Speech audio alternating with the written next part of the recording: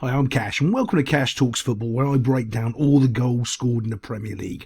And today we're doing Chelsea against Crystal Palace.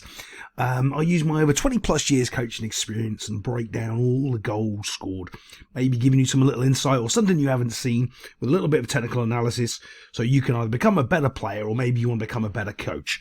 Right now we're having a little look at Chelsea, who aren't doing that great, but I'll tell you now, Chelsea have got a lot of young players. And as those young players, if they start to get confidence, they will start to go up the table. I'm not saying they're going to challenge for the top four or be any sort of wonderful side or any of that, but they will get better over time because they do have so many young players. And I want you to watch this one of these players right here in the middle. This is a little fantastic turn that this guy pulls off. And he starts the goal here. So he's on the halfway line, he's in a bit of trouble, and he uses a bit of skill, drag, and then he starts accelerating into the space. And you can see how many of the Palace players have been caught out with a simple little bit of skill. Now, when you're coaching, genuinely, I'd say 99% of coaches don't want you doing skill. And it sounds stupid, but we on about, coach, that seems dumb. Oh yeah? If you lose the ball, especially in the youth systems, the amount of grief that players get given for trying a bit of skill or doing something and losing the ball is amazing. You know, and every coach goes, oh, I don't do it. And then you play against them, and then their player loses the ball against you for trying a bit of skill, and they go, roar, and yell at the player. So for him to have confidence and do that and turn, especially there, that's quite good. Let's just move it on a little bit. You can see here he is. Here's the wee man. He's passed it into Mudryk. And by the way, I watched this game. Mudryk, he's terrible. He's not good, he's not bad, he is terrible.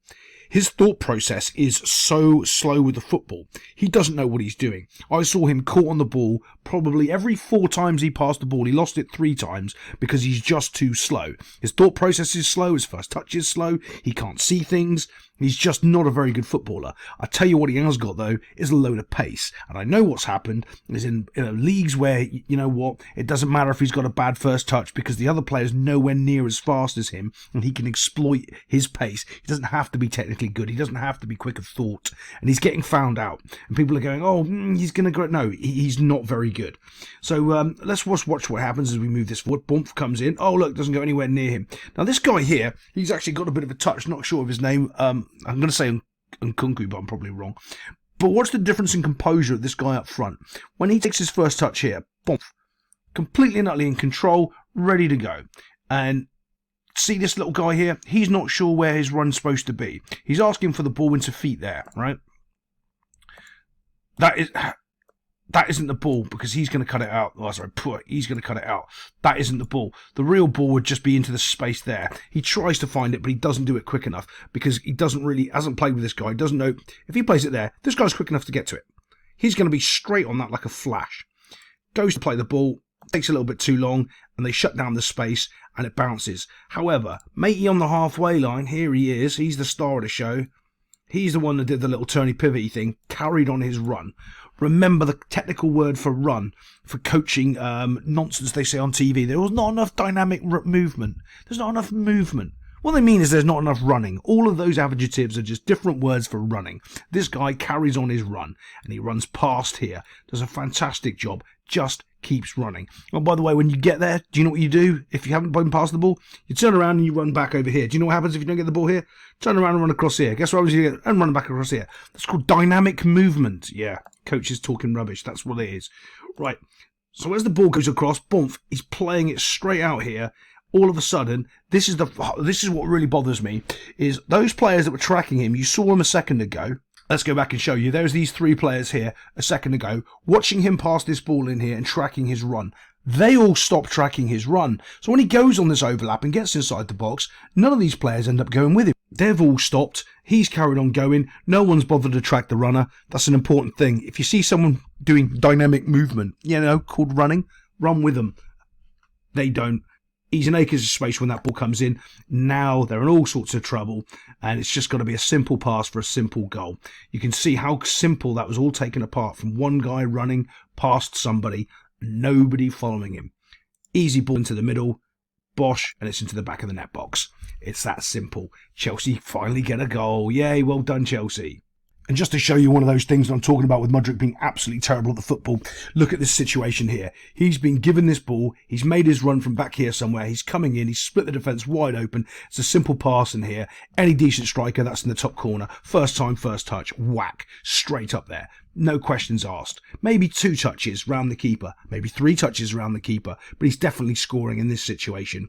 Or he's, at least, if you're not scoring, you're making the keeper work. You're making the keeper pull up a wonderful save. Let's see what this clown does. Comes in. Bosh, there's his first touch. Guess where his first touch has gone? Too far in front of him because he doesn't know how to play football. Can't get to it. And then he gets smothered by the keeper. Yeah. He's not very good. I'm going to do you a couple of little clips and still shots here, but I'm going to point out a couple of how the phases of play, how the play changes and how players switch off. Okay, and we're going to pull out another Chelsea player, Cambiasso, I think is his name. Yeah, he's absolutely terrible as well. We're going to point him out. He's at fault for this goal. Watch this. The ball goes in here. There's kind of a bit of a melee. We've got a couple of little melee things here, and there's a big coming together on the floor here. This guy, Casado, not Cambiasso, Casado, sorry. Watch him, because this is the guy that's going to end up scoring, okay? Watch what he doesn't do near the end here. But there's a bit of a bundle here. Now the ball comes out and we're going to have another bit of a bundle here. Why I'm pointing out these sort of clashes and collisions is because what it does is it breaks up the flow of the game.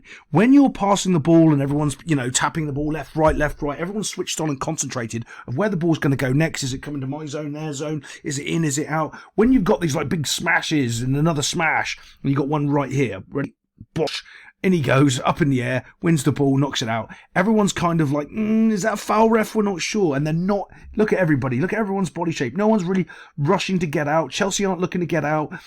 Crystal Palace aren't sure what to do. And it's really interesting, dynamically, if you watch the game when these collisions happen, how all of the people react. It's almost like a puppy when you make a whoop noise. He thinks he's in trouble and he looks up. Now, because of this guy here, from that challenge, look, he's got back up. The ball's travelled over to here. He's got back up. But because no one really reacts to put pressure on the ball, there is nobody. Because they all just stood and watched the collision, hoping the ref was going to blow his whistle. Remember, the ref was over here. He's run over here now. This guy's done a bit of an overlap, gone over there, and no one has still got close enough to the ball to do anything. So he's got all the time in the world to pick out a cross, and he does. Let's just move that on. Bosh, in comes the corner. Oh my goodness, look, Casado was there. Now this guy's completely unmarked. And let's watch it from the other angle so you can see what I'm really talking about, where he's completely and utterly lost his man. 100 million, supposed to be one of the best defensive midfielders in the world, allegedly. No, he's not. Touch, finish. Good touch and good finish, though. Give the guy some credit there. This is what I'm talking about. Look how close he was here.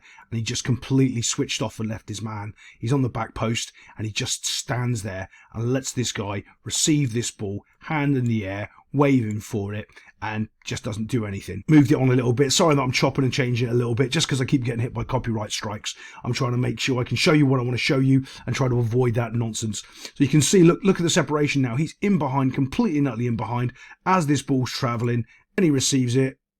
Acres of space, no one's near him. And that was his man. He shouldn't, he stood there, he should have just tracked with the runner, followed him, and he would have prevented that goal. He didn't. He switched off.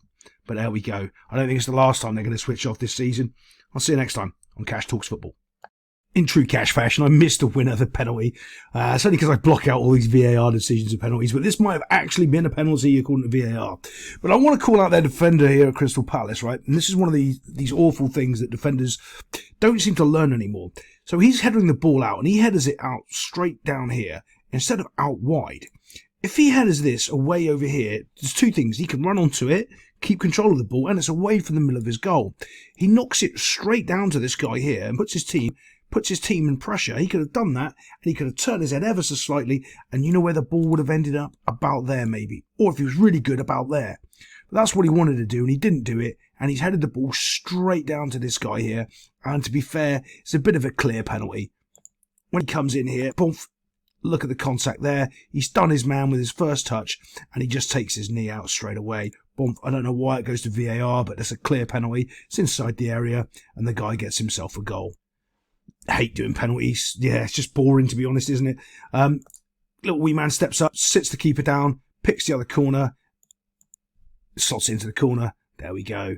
2-1 to Chelsea. See you next time. For real this time on Cash Talks Football.